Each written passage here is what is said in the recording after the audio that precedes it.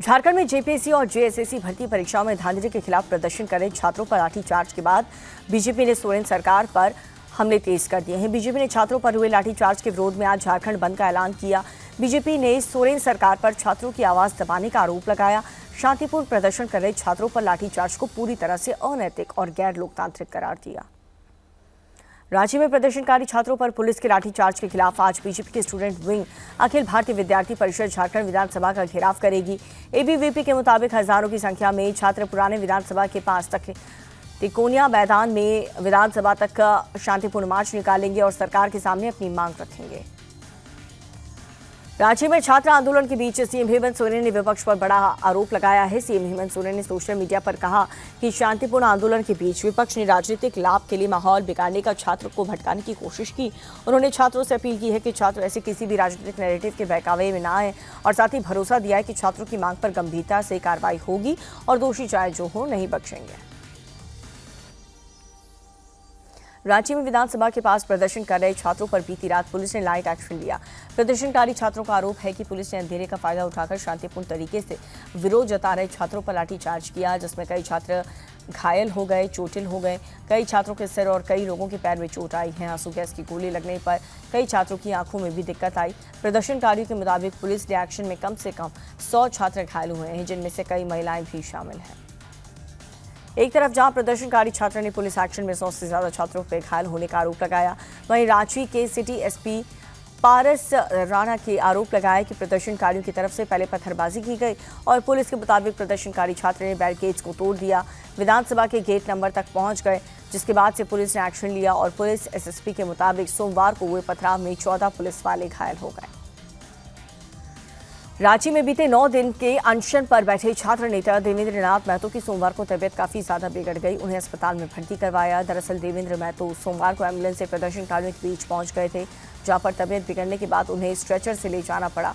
देवेंद्र नाथ ने पुलिस के एक्शन पर नाराजगी जताते हुए ये कहा कि सरकार और छात्रों के बीच बातचीत को लेकर के जो भरोसा बना था वो टूट चुका है। छात्रों पर जुल्म करने वाले झारखंड सरकार से अब कोई बातचीत नहीं हो पाएगी। साथ ही देवेंद्र नाथ ने ये कहा कि अगर इस केस की सही से जांच हुई तो इसकी आज सीधे मुख्यमंत्री तक जा सकती है। झारखंड विधानसभा गेट के पास प्रदर्शनकारी छात्रों पर हुए लाठीचार्ज को कांग्रेस नेता राहुल गांधी ने गलत बताया। राहुल गांधी ने कहा कि झारखंड में विरोध कर रहे छात्रों के खिलाफ बल प्रयोग गलत है। छात्रों को शांतिपूर्ण विरोध का अधिकार है और बातचीत से ही समाधान निकल सकता है। संसद में आज रांची में चल रहे छात्रों के आंदोलन की गूंज सुनाई पड़ सकती है। बीजेपी रांची में छात्रों पर हुए लाठीचार्ज का मुद्दा बनाकर विपक्ष को घेरेगी। केंद्रीय मंत्री जेपी नड्डा पहले ही नेता प्रतिपक्ष राहुल गांधी के इशारों पर लाठीचार्ज का आरोप लगा चुके हैं और साथ ही उन्होंने राहुल गांधी और कांग्रेस पर डबल स्टैंडर्ड अपनाने का भी आरोप लगाया। वो नहीं चाहते कि सदन ठीक से चले राहुल गांधी, और इसीलिए अराजकता पैदा करते हैं, नकारात्मक राजनीति करते हैं और गैर जिम्मेदार विपक्ष की भूमिका निभाते हैं। पूर्व भारतीय क्रिकेटर कैप्टन सौरव गांगुली और उनकी पत्नी डोना गांगुली को जान से मारने और उनके करीबियों को नुकसान पहुंचाने की धमकी मिली है। आरोप यह है कि पिछले करीब 6 महीनों से उन्हें लगातार ये धमकी भरे पत्र मिल रहे हैं। पुलिस के मुताबिक गांगुली के मैनेजर की ओर से शिकायत दर्ज कराई गई थी। शुरुआत में इन पत्रों को गंभीरता से नहीं लिया गया, लेकिन अब गांगुली और उनकी पत्नी को सीधे निशाना बनाए जाने के बाद कोलकाता पुलिस ने जांच तेज कर दी है। बिहार में पटना से सटे दानापुर में केंद्रीय विद्यालय की एक छात्र के गायब होने की खबर से हड़कंप मच गया। रेलवे ट्रैक के पास छात्रा की स्कूल यूनिफॉर्म और बैग मिलने से परिवार वाले काफी भड़क गए और सड़क जाम करके जमकर प्रोटेस्ट किया। इस दौरान कुछ आक्रोशित लोगों ने आगजनी की। सूचना मिलते ही पुलिस की टीम मौके पर पहुंची। डॉग स्क्वाड की मदद से इस पूरे मामले की जांच की जा रही है।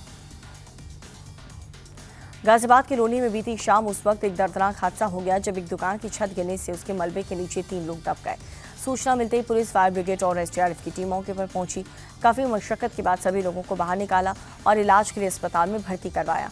घायलों में एक की हालत काफी ज्यादा गंभीर बताई जा रही है। महाराष्ट्र के ज्वाला में पुलिस को 41 अवैध हथियार जब्त किए। इन हथियारों में 22 तलवार और कई खंजर शामिल हैं। इसके साथ ही पुलिस ने एक आरोपी को भी गिरफ्तार किया, जिससे पूछताछ करके पुलिस ये जानने की कोशिश कर रही है कि आखिर ये हथियार कहां से लाए गए और इन्हें रखने का क्या मकसद था। ओडिशा के कटक में पुलिस को 2 बाइक चोरों को गिरफ्तार करने में कामयाबी मिली। इन आरोपियों के पास से चोरी की गई 7 बाइक जब्त की गई है। जानकारी के मुताबिक पकड़े गए बाइक और चोर आसपास के कई जिलों में वारदात को अंजाम देते थे। फिलहाल पुलिस आरोपियों से पूछताछ करके इनकी लिंक तलाशने की कोशिश कर रही है। मध्य प्रदेश के सतना में फ्लाईओवर पर स्कॉर्पियो से स्टंट करना और रील बनाकर इंस्टाग्राम पर पोस्ट करना 2 युवक को महंगा पड़ गया। सोशल मीडिया पर रील सामने आते ही पुलिस एक्शन मोड में आई। आयुष और अर्णव शुक्ला नाम के 2 युवक को थाने में तलब कर लिया गया। पुलिस ने बिना लाइसेंस और खतरनाक तरीके से ड्राइविंग करने के आरोप में आयुष पर 15,000 का जुर्माना लगाया, जबकि अर्णव पर 4,000 का जुर्माना लगाया गया है। उत्तर भारत में हो रही लगातार बारिश की वजह से नदियां उफान पर हैं। प्रयागराज में भी गंगा और यमुना का जलस्तर बढ़ चुका है, जिससे नदी किनारे घाट डूब गए हैं।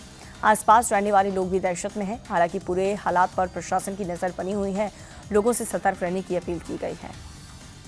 ओडिशा के पुरी में बारिश के बाद से हुए जलभराव की जनजीवन पूरी तरह से प्रभावित है। सड़कें पानी में डूब गई, गलियों में पानी भर गया, जिससे लोगों की आवाजाही में परेशानी का सामना करना पड़ रहा है। गाड़ियों की भी रफ्तार थम गई है। कई इलाकों में घर और दुकान में भी पानी घुस चुका है। चेन्नई के कई इलाकों में भी बीती शाम तेज बारिश हुई, जिससे कई जगहों पर जल जमाव हो गया। बारिश और पानी लगने से सड़क यातायात पर काफी असर पड़ा है। हालांकि मौसम में आए इस बदलाव की वजह से लोगों को गर्मी से राहत मिली। आज देश भर में शिवरात्रि के पावन पर्व मनाया जा रहा है। देश भर के शिवालयों में श्रद्धालुओं ने देर रात से ही महादेव का जलाभिषेक करने के लिए उमड़ रहे। काशी विश्वनाथ और देवघर सहित तमाम ज्योतिर्लिंगों पर सुबह से ही भक्त जलाभिषेक कर रहे हैं। हरिद्वार और गौमुख से गंगा का जल लेकर के आए कांवड़िए शिवालय से जलाभिषेक कर रहे हैं। यूपी सहित सभी राज्यों में शिवरात्रि के मौके पर प्रशासन ने जहां श्रद्धालुओं की सुविधा के विशेष इंतजाम किए, वहीं सुरक्षा व्यवस्था भी पुख्ता की है। सावन की शिवरात्रि के मौके पर बुलंदशहर के शिव मंदिर में आधी रात से ही भक्तों की भीड़ जुटने लगी। हर हर महादेव के जयघोष के साथ भक्तों ने भगवान भोलेनाथ का जलाभिषेक किया। कांवड़ियों ने भी जल चढ़ाया। इस दौरान मंदिर के बाहर श्रद्धालु नाचते गाते नजर आए। प्रशासन ने सुरक्षा कड़े इंतजाम किए। दक्षिण अमेरिकी देश कोलंबिया में आए भूकंप से मरने वालों की संख्या 111 से ज्यादा हो गई। पश्चिमी कोलंबिया में सोमवार को 7.4 की तीव्रता के भूकंप में कई इमारतें ताश के पत्तों की तरह ढह गई। राष्ट्रपति ने पूरे देश में इमरजेंसी का ऐलान किया और ये कहा कि जल्द ही वो भूकंप प्रभावित चौकों के ग्रामीण इलाके का दौरा करके हालात का जायजा लेंगे। इस बीच सरकार ने आफ्टर शॉक के खतरे को देखते हुए अलर्ट जारी कर दिया। भूकंप का केंद्र राजधानी बोगोटा से तकरीबन 400 किलोमीटर दूर सैन होजे डेल पाल्मर बताया जा रहा है। अमेरिकी राष्ट्रपति डोनाल्ड ट्रंप ने ईरान की तरफ से जंग के मुआवजे की मांग के जवाब में ये कहा कि तेहरान को बीते 50 साल में हुए नुकसान की भरपाई करनी होगी। साथ ही राष्ट्रपति ट्रंप ने ईरान के सामने जंग में मारे गए और घायल हुए लोगों के लिए मुआवजे की डिमांड रख दी। राष्ट्रपति ट्रंप ने कहा कि अमेरिका और ईरान के बीच भविष्य में होने वाली किसी भी बातचीत में मुआवजे का ये मुद्दा शामिल किया जाएगा। राष्ट्रपति ट्रंप ने स्ट्रेट ऑफ हॉर्मुज पर 100% नियंत्रण का भी दावा किया है। श्रीलंका के खिलाफ पहले टेस्ट खेलने के लिए भारतीय टीम गोल पहुंच गई है। वार्म अप मुकाबले में श्रीलंका 11 को हराने के बाद से भारतीय टीम में हौसले बुलंद है। 11 अगस्त से 14 अगस्त के बीच भारतीय टीम गौल इंटरनेशनल स्टेडियम में नेट्स पर जमकर पसीना बहाएगी और इस दौरान टीम इंडिया श्रीलंका के स्पिन कंडीशन को समझने की पूरी कोशिश करेगी। भारत श्रीलंका के बीच पहला टेस्ट 15 अगस्त को खेला जाएगा। भारतीय क्रिकेट टीम के तेज गेंदबाज आकाशदीप और मुकेश कुमार को बिहार सरकार ने बड़ी सौगात दी है। दोनों क्रिकेटर्स को डीएसपी के पद पर नियुक्त किया गया है। मुख्यमंत्री सम्राट चौधरी ने राष्ट्रीय और अंतर्राष्ट्रीय प्रतियोगिता में पदक जीतने वाले कुल 19 खिलाड़ियों को सरकारी नौकरी में नियुक्ति पत्र बांटा। खिलाड़ियों को खेल छात्रवृत्ति के चयन पत्र और खेल सम्मान राशि भी दी गई।